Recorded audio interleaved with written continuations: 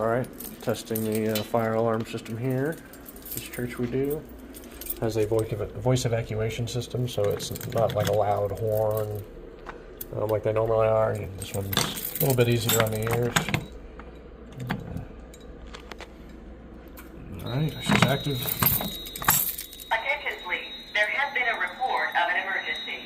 Proceed calmly to the nearest exit and leave the building immediately.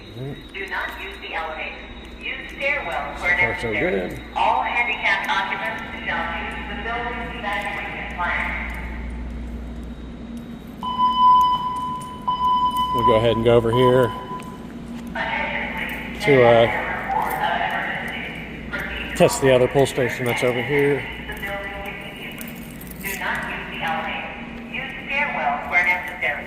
All handicapped occupants shall use the building evacuation plan. This is how you use them. Lift. Gives you a little directions. Lift. Pull. That's how you're supposed to do it. The only reason why I'm using the key is it's easier on the device itself.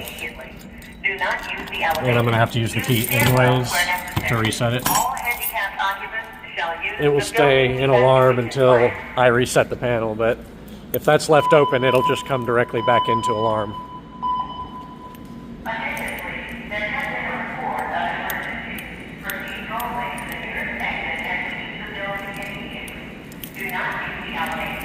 Use stairwells where necessary. All handicapped occupants shall use the building evacuation plan. We got one more over here. Attention please, there has been a report of an emergency. And again, I can touch it like that, but I just use the key because I'm going to have to reset it anyways. See, we went ahead and wrote the addresses under that handle there. This is point number 4, so like when I get into the computer programming, if I go to point number 4, it should say pull station, northeast exit, whatever exit that is. So give me a description. That way, the fire department knows where to go. We know where to service. All works together. So that's it. I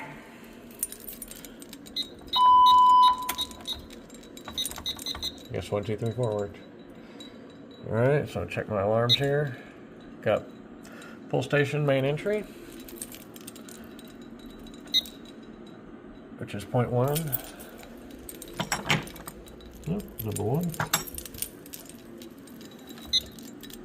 We got manual pull southeast exit. And that's number 3. And then number 4 should be the third.